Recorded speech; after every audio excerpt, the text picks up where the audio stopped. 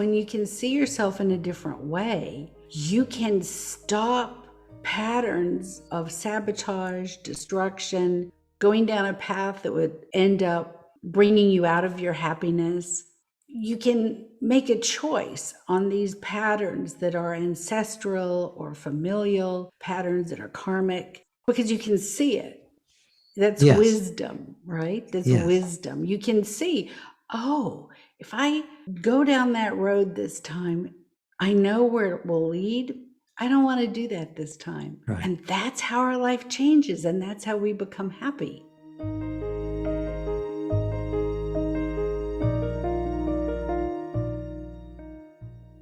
Welcome to Letting Go and the Greatest Secret, where we explore the end of your suffering and the beginning of lasting happiness. I'm Hale Dwoskin, and today we'll be talking with Deirdre Hade. Deirdre Hade is a modern-day mystic, poet, author, and mentor in the ancient arts of the wisdom traditions. She works every day to help her clients unite their soul purpose with everyday life.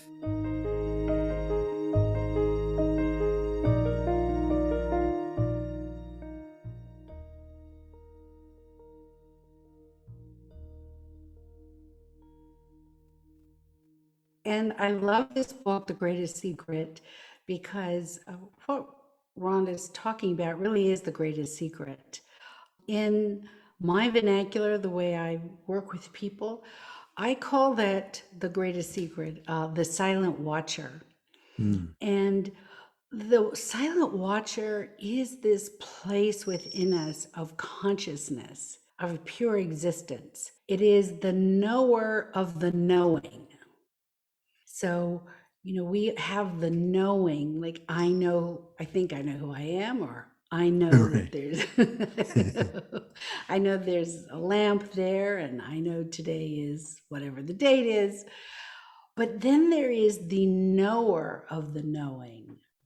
That's where the greatest secret is, because that silent watcher, that awareness is the pure presence of absolute peace. This awareness that is within every single one of us lives in peace and lives in a state of neutrality, a state of non-judgment, and a state of non-reaction. And when we can connect to this silent watcher, it's a game changer for finding happiness, for living a really good life. And we are here to have a wonderful human experience. We are in the garden. That's what the Creator wants for us. And this really is the way to do it. Yeah, beautifully put. So, in my experience, the silent watcher, as you call it, or beingness or awareness, doesn't the terms are irrelevant. Yeah. In my experience, there aren't numerous watchers. There's just the one silent watcher. Isn't that your Correct. experience too? Yes, there's just one. There's just one. And as we develop our consciousness, what happens is we go deeper and deeper through the layers of the one, right? Like that one within us, the one silent watcher, the one observer, becomes more and more expansive. And it happens in an experience. I mean, it's not something you can write in a book or put in a formula. It really is an experience of, oh, what, now I'm seeing the world from a wider view, a wider perspective. Now I'm noticing things I didn't notice before, things that were right in front of me. I used to walk right by. Did you ever find that happen with you as you Yeah, there's two things. expanded? There's what you're saying. I've had many people in my seminars say to me, I feel like I went from a 2D world to a 3D world. Yeah. Everything seems richer, clearer, more, the colors are brighter. Everything is the filter. The more you're at rest as that which you truly are, the filters are dropping away, Right. and everyone's filters dissolve at their own rate. But for me, the other thing that I notice for the people I work with and with myself is that the as you allow yourself to see as the watcher or as awareness, you you not only see the world in a different way, but you see yourself in a very different way. Absolutely. And I would say we know ourselves in a different way. Yes. And it's also really practical Very practical, yeah. because People don't realize that. They it's think, very well, you have practical. this experience and you're all in woo-woo Yeah, land, and it's not right. like that. No, because when you can see yourself in a different way, you can stop patterns of sabotage, destruction, going down a path that would end up bringing you out of your happiness. You can make a choice on these patterns that are ancestral or familial, patterns that are karmic, because you can see it. That's Yes, wisdom, right? That's yes, wisdom. You can see, oh, if I go down that road this time, I know where it will lead. I don't want to do that this time. right. And that's how our life changes. And that's how we become happy. Yes, At least this is my experience and the people I've worked with. So it yes. is very practical. What we're talking about is very practical. It is very practical. It's almost like as this understanding unfolds within you, when you bring awareness to it, whatever you're experiencing, it tends to dissolve that which is unnecessary. Correct. Naturally. You don't even need to work at it. Although it is, I think, part of the deepening in this process or the expanding of this or the way awareness naturally is always right here, right now. It's that which Mm-hmm. is seeing through those eyes, hearing through those ears. It already is full, but it's mixed with our thoughts, our feelings, our beliefs, our ideas, and we don't always notice it. But before you discover what you are, you're looking at trying to get to the truth.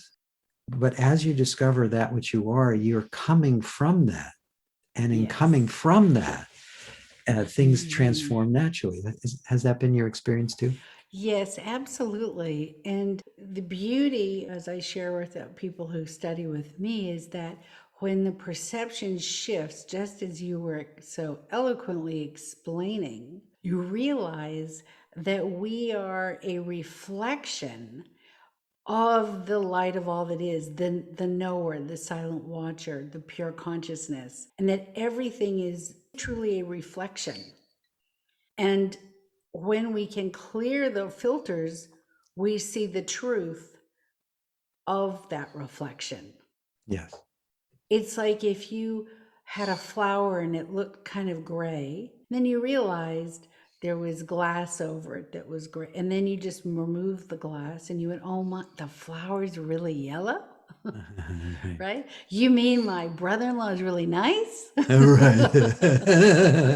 You mean the whole world isn't out to get me? Exactly. Yeah, wow, you mean the world's abundant and All good right. and Yeah, yeah, wow, I didn't see that before. yeah. Right, exactly. Yeah, it really is about seeing through the filters because the filters Mhm. are artificial and they're not real. They're just an Correct. appearance. And sometimes the filters have cracks in them. Yes. Sometimes they have cracks, sometimes they're broken. That's where the healing comes. Yes. Mm-hmm.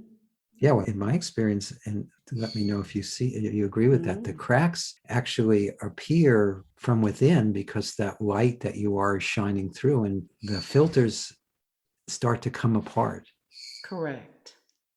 And interestingly enough, I've found in doing this work for decades and decades, when the brokenness within us, the cracks in those filters, when we can really see them, we are on the precipice of great transformation Yes, because it means they're about ready to be lifted. yes, yes, So many times, I know for my work with the healing, people, I used to joke, and say, "Oh, I'm last stop Brooklyn Bridge." So, they've tried everything, nothing, right? Last stop Brooklyn Bridge. Because when our world, or in our personal life, or we even see globally, we see a lot of what pain or things that make us very upset about humanity. Really, these are the traumas that are being revealed, which means transformation, global transformation, or transformation within our own self, they're both the same thing, is really on its way.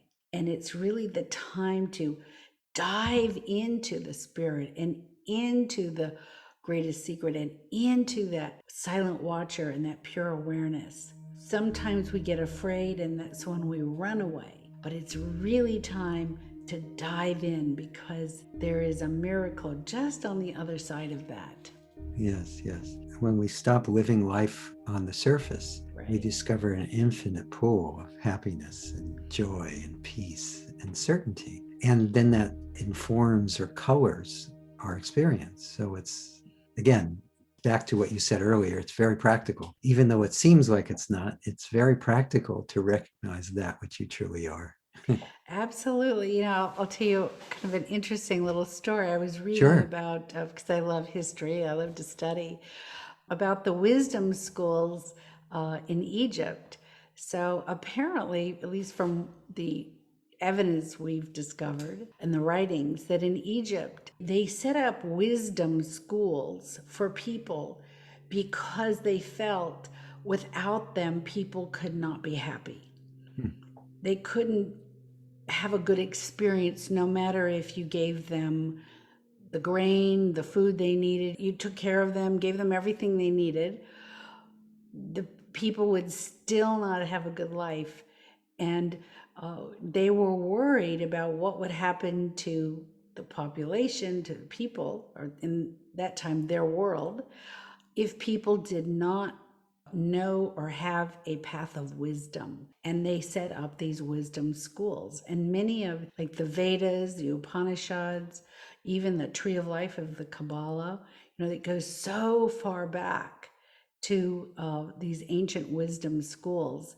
And really, what we're talking about today is a new translation of this lineage of wisdom, Oh, definitely. of of how to find our way back into our true self, so Yes, we can be definitely. happy. It's in every culture. I have an affinity for the Advaita Vedanta, which is Yes, 5,000 years old. yes. And that's been an unbroken wisdom school. And it's so interesting. I recently have been just reviewing some of the texts and also some videos of some of the teachers who just teach from the texts, although some of them are in a very good place themselves. They're not doing it just intellectually. And I find myself, I've been saying some of the exact same things that are in these texts, and I'm not quoting them. It's what's come out spontaneously as I've been focusing on helping people discover the truth of who they are. Spontaneously, we're asking what I didn't realize at the time were classical Advaita Vedanta. They call it Vivekas. It's a, and I had no idea, but it was very nice to see that the wisdom that's been around for literally for thousands of years is just coming out through all of us. It's not special to me or to you. Right. In my experience, yes, there are challenges on the planet at the moment, some great challenges. But at the same time, there's this acceleration of people wanting to discover truth, to live truth, to discover that happiness that's beyond sorrow, that's beyond what's happening to the body mind. Oh, absolutely. And that's a beautiful story. Thank you for sharing this. I love the Vedanta. As a matter of fact, we live right next to the Vedanta temple here Oh, in oh, you Santa do? Oh, that's Barbara. great. Yeah, it's right Do you ever down go the next street. door? Oh, yes. They closed it for COVID, but yeah, I just walk over there. It's just very, very special. And it's interesting because I had a similar experience with the Kabbalah's Tree of Life. In my work, in my deep meditations, I started receiving this information, and it was really helping people, and it was so wonderful. And then when I did research, I said, oh my gosh, this is the Tree of Life. It's already been published. Oh well. Exactly. So, Oh, that's beautiful. truth But is yeah, and truth. I remember what the Mm, last time that we were together, you were talking about the tree of life in a mm, very beautiful way. Again, these thank you. every tradition, every culture has these wisdom schools. They don't always call them wisdom schools, but they're ways that that particular culture had developed to experience the truth of who they are. And Kabbalah is a very powerful Mm, path, very advanced. And by the way, I have to tell you a funny yeah. aside. My wife and I just landscaped a part of our property, Mm, and we planted these trees, and we planted a ginkgo tree. And mm, the landscaper we're working with is very tuned in. She talks to the plants, she mm, touches them and mm, feels their energy. She places them in a grid, mm, not without knowing. And mhm. the plants she selected are very alive. And this one looks exactly like the tree of life. Oh, wow. Beautiful. Well, I'll tell you something that's really going to make you excited. There is a relief in the museum outside of Jerusalem, the Museum of Antiquities, that is one of the oldest found carved reliefs of the Tree of Life. It's from Sumer. And the tree in the Tree of Life is a ginkgo tree. Oh, in that relief. oh, that's Yep. cool. Isn't that cool? That So is there cool. you go. You That could just be tapped right in. that could be where it came from. That's Because what I'm the saying. That's where it the came. ginkgo tree See? is an ancient tree. It's a really Yes. ancient tree. Yeah. So that's very cool. Very, very cool. Yeah. Well, it's all, again, it's like what you said. The river, the river that carries us through our incarnations, carrying our soul, so we can experience and wake up and really experience the fruits of reality instead of the suffering of reality. Right. We're Right. on that path to experience the fruits of the tree of life, which are the gifts of being in the human incarnation, because Yes. it's a Yes. gift to be here, to be in the body. Yes. Um, as long as we understand that the body is our vehicle and not who we are, but our vehicle. I found, just coming from that place of the silent watcher, of knowing the body as the vehicle, is just what you said earlier, that when you look at a situation or a problem or a pain or an illness from that place, it dissolves it. Just being able to watch it, whatever the situation, it dissolves. Now, Yes. the physical aspect may not go away, but your experience of it changes drastically to where it's incorporated in your part of your life, but it's not bad. Right. Right. It's just, okay, there it is. Like recently, I just kind of torqued my knee. It was an old injury from being a ballet dancer. And so now I'm, working on healing it, hobbling around. So, so we have two ways of looking at that. One is to really intensify that this is so bad, I'm in pain. And the other way is to watch it from the silent watcher. Oh, I love you, body. You're such a good car, and you know, but I don't have any judgment about it's good or bad. Yes. And in doing that, the pain lessens, the swelling's going away. It just starts to heal on its own. Yes. Yes. That's been my experience, but what about you? Oh, You this the do. exact same thing. Hmm. This body is getting older, so Yeah, there are things, but that seeing it as from truth, the body is just doing what the body is doing, and it right, takes care of itself.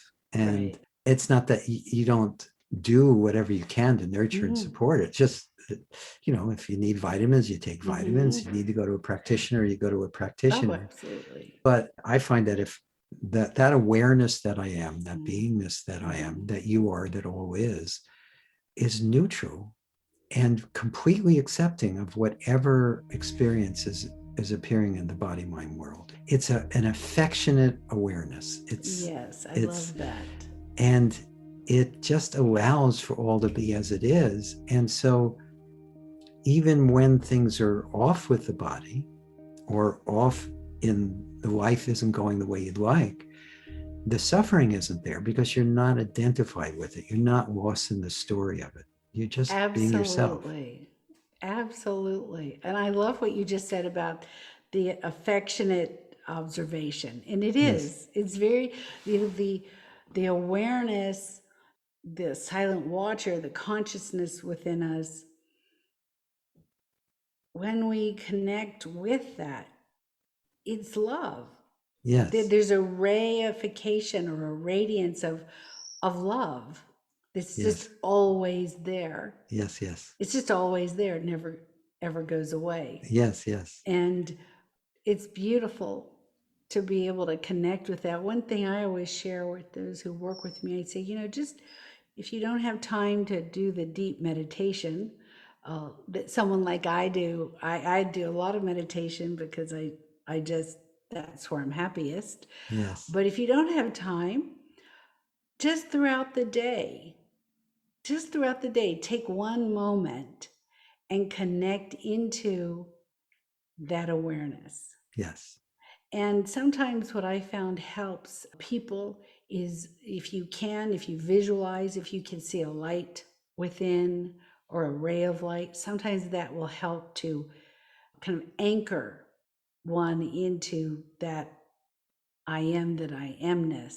Just take little moments. Yes.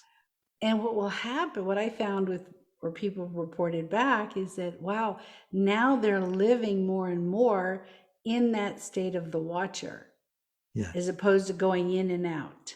Yes. Yes. They're Yes. able oh, the watcher's like always there. Yes. Yes. Very well put. Yeah. The watcher or the awareness Mm-hmm. never moves. Never moves, The right? mind comes and goes. Right. It reasserts itself, but Yes. it's never in charge. It just thinks it is. Exactly. That's exactly right. Another thing that I noticed, and you can tell me if you've been experiencing this too, but there is this love that's at the heart of all experience. And Mm. that's basically all emotion is varying forms of love, no matter what it looks like on the outside. But also, whenever we experience beauty, it's the places that the world is most transparent to that Mhm. oneself. It's just shining through. And that's why it appears Absolutely. beautiful. That's absolutely true. And in our culture today, one of my dreams, and I see it happening, is people returning to the honoring and appreciation of beauty. We can make beautiful buildings, we can build beautiful cities. It all comes from consciousness. There's a way to just expand the beauty because God is pure beauty. Yes. Just the way when we look at a sunset or a mountain is pure beauty. We can't say break it down to, oh, it's symmetrical and this tree's there and that, but it's always perfect, Yes, exactly. right? It's Yes. always beautiful. Yes, yes. That is the creator, Yes. the I am that I am, the awareness. The awareness is pure beauty.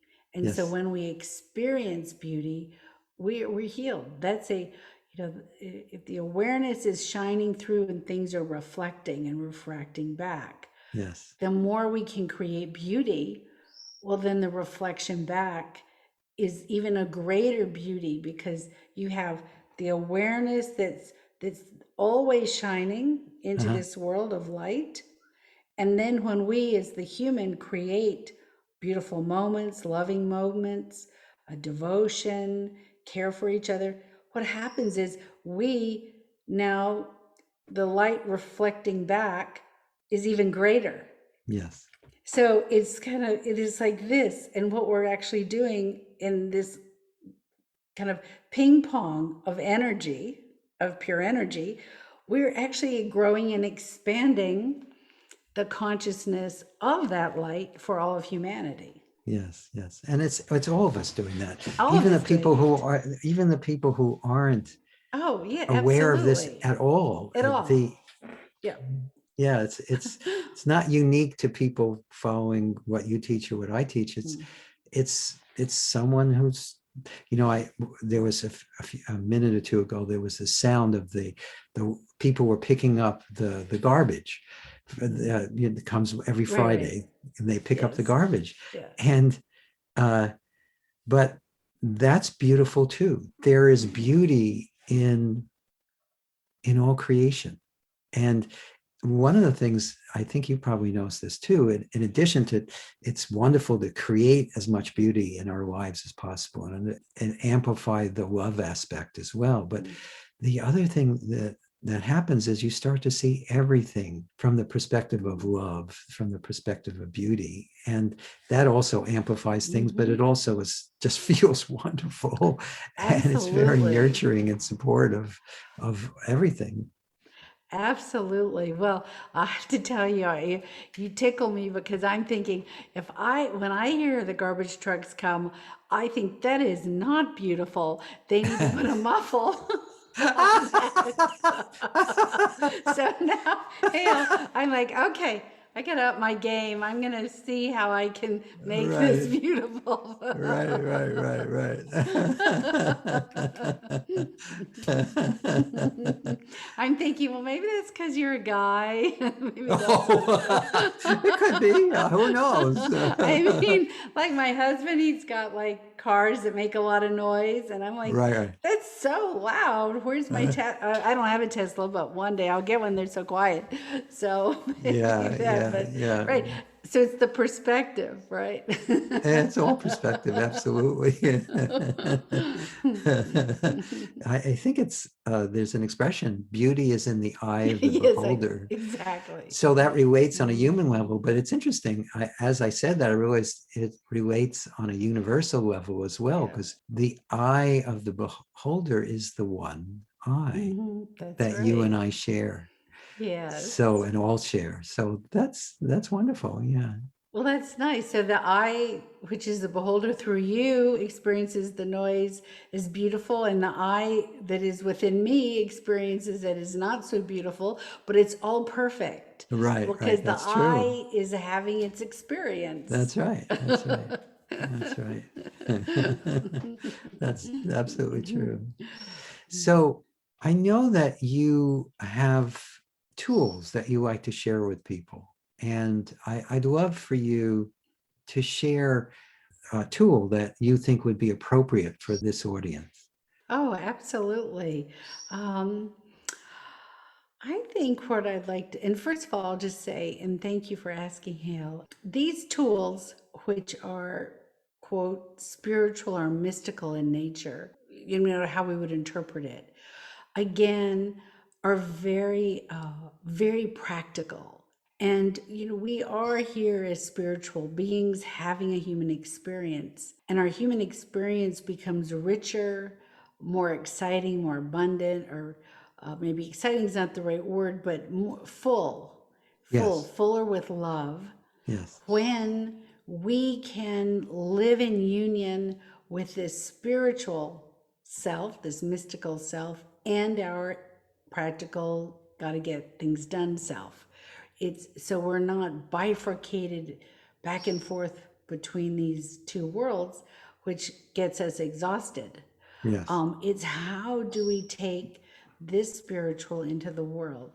So these tools are tools that were given to me in deep meditation on the Psalms and on the Tree of Life, the 10 Sephirot of the Tree of Life, and the chakra system.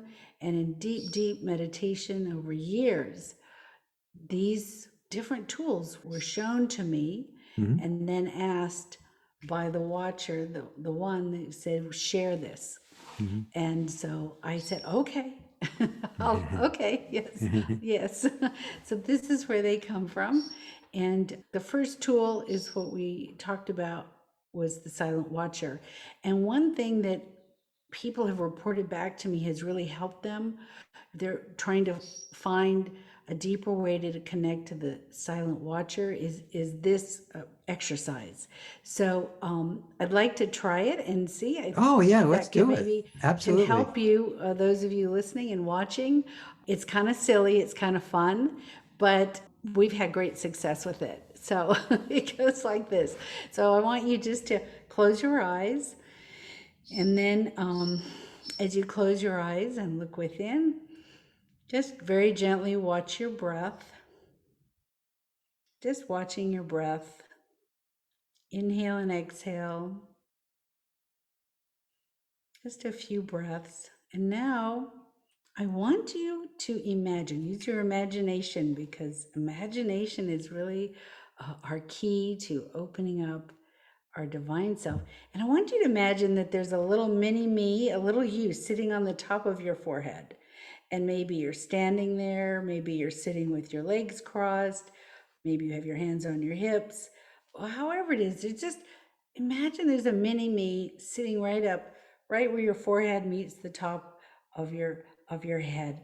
And now from this location, you're just with eyes closed, kind of looking down at your face and looking down at your body. And now maybe you're looking into the room. And if the mind wanders, gently bring it back to your from to this focal point that you're just watching. And now from your mini me, I want you just to imagine you're watching your thoughts.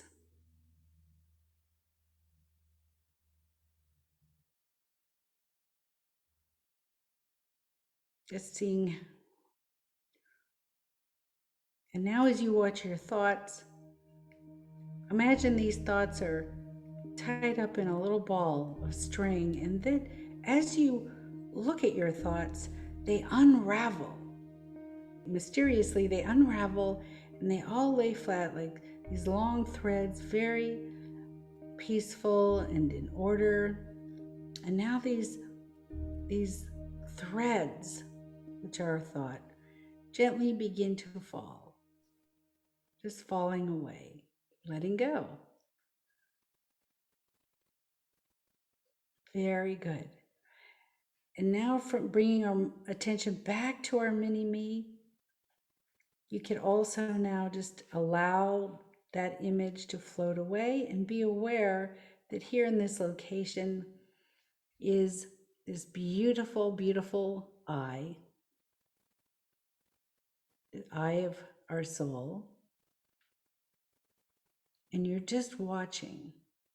And you, with eyes closed, look what's in front of you, what's behind you. Just look around your room.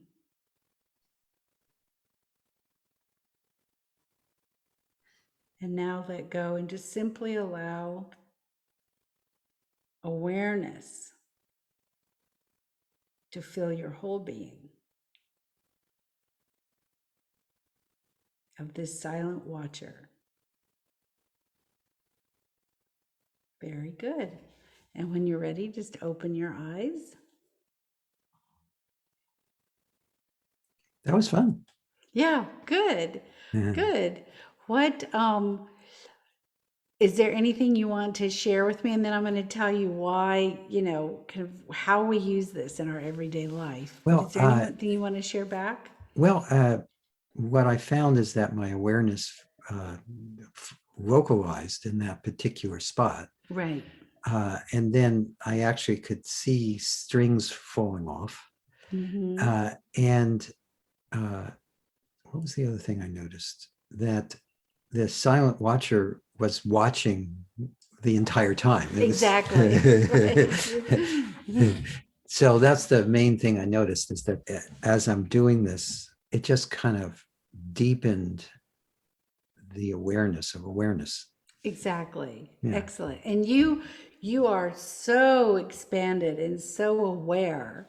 I was just curious, how that would work with you, because what I have found and received back is, let's say you're a mom and you're at the grocery store or you're working somewhere and there's all this distraction, a lot going on, and you feel yourself just getting lost in that distraction of reaction.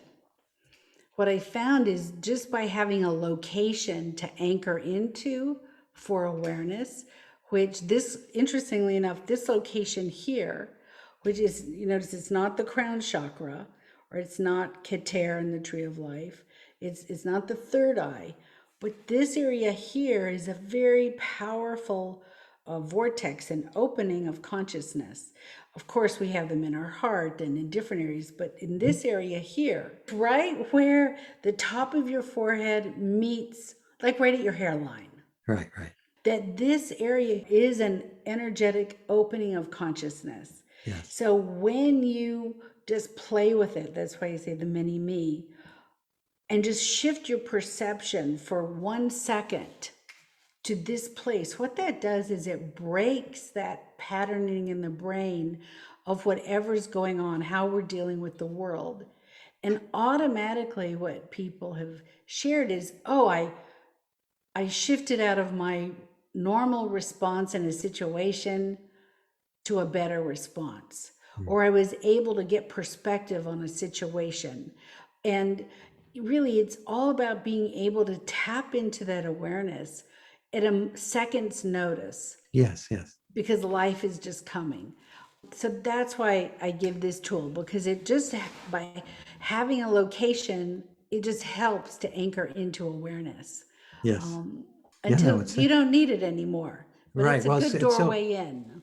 as long as there's any sense of separation, if you feel the motivation to take some constructive action to support that, we need to do that until there's no longer that motivation. One interesting thing I noticed when I was doing that is I didn't get localized at that spot. I just got very big, period. Good, And I was perfect. looking at the whole thing. Great. But I think that's, well, I'm sure that happens to other people who do this too, that at first you Absolutely. start localized there, but then it goes way beyond that. Exactly. And that's what this is. That's why I said this is a gateway or a vortex. Yeah. So you can easily help the mind to anchor into a point. And once you attach to the point, you just instantly expand. That's why at the end I said, now where are you? What's your Right. experience of awareness? Yes, yes. Because it really is like a doorway to go into that Great. awareness. Yeah. Yeah. Well, thank you Okay, for good. sharing that. Of course. I'm sure many people will resonate with that. Beautiful. Yeah. One of Beautiful, the things that I beautiful. just tell people to do is, which is, it's not as localized, is just to let your awareness or your focus just completely relax. The more Yeah. you just open and relax, the more you'll notice that you're not the thoughts, the feelings, the sensations. You're that which is aware. So it's focusing on exactly the same thing. But I love what you just shared. It's a beautiful. It's interesting how that came to me. Thank you, because absolutely, and this is how I always have taught awareness, just the way you shared. And I was getting reports from people, well, I have a really hard time holding on to that or getting to that.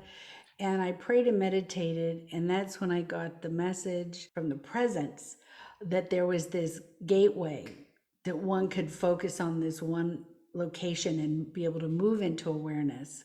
So, hence the little mini me. That's great. That's great. That's how these things come.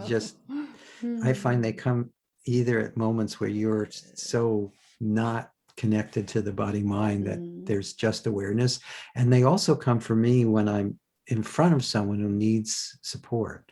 Yeah. The tool just spontaneously arises according to the need of that particular situation. Do you find that too? Oh, absolutely. To be present. Yeah. And that's really what it's all about, Yes. is being present in the moment. Yes. And then the Definitely. moments string up, like it's a string of pearls Right. of different colors. Yes. But being in the moment, like wherever you are, whoever you're with. And when we're in the moment with anyone, a stranger, someone we know, when we're our presence is fully present with that person, a powerful healing happens. Yes. It's very In supportive. like in a split second. Yes. Because the soul goes, oh, I feel seen, and now my presence is here. Yes. Wonderful. Great. Yeah. It's interesting. I also kid around with people. I say, if you're trying to get into the moment, you're moving away. So try to get out of the moment. See if you can actually get out I of the love now. Exactly. I love that. And people go, wait a minute. Uh, Well, yeah, I can think uh. about I think about other time. Yeah, but when does that happen? Now. That's great. There's only one now. That's And great. that's all there is. I But I think love the way you expressed it too. It's beautiful. Well, I think, and this is what we have in common, it's like whatever shakes things up. All right. Right? Yeah, yeah. Because the mind gets rigid, and that's where we start to get shrink and kind of rigid, and we suffer. So it's like whatever we can do to, shake it, Right, shake it exactly. up, whatever Exactly. works. Yeah, Yeah. exactly. Great. So, do you have a challenge for people, something they could focus on for any amount of time? And tell us what time you think would be good to focus on. Sure. I would say let's do a silent watcher challenge, which is also pure awareness challenge. And I would say for a week, uh, 1, 2, 3 times a day for 1 minute, just connect into that mini me. Again, it's located where your forehead and the top of your head meet. You just imagine that you're sitting there. Now, you may immediately expand into full awareness. But when that happens, just allow it to happen. And you may feel a presence, like an enveloping presence around you, an energy. Well, that's you, that's awareness. So just play with it. And again, just 1 or 2 minutes, and just see what happens. See where you are after a week.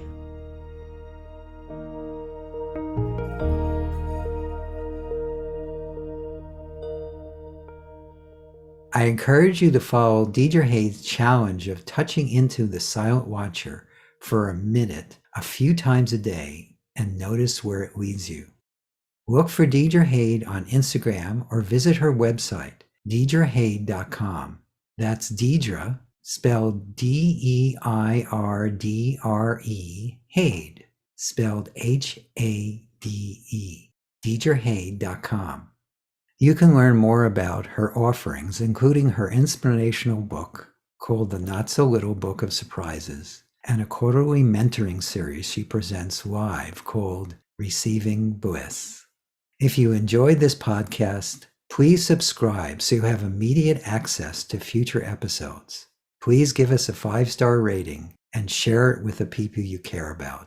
If you'd like to learn more about my work, my mentor Lester Levinson's work, and the Sedona Method, please visit sedona.com.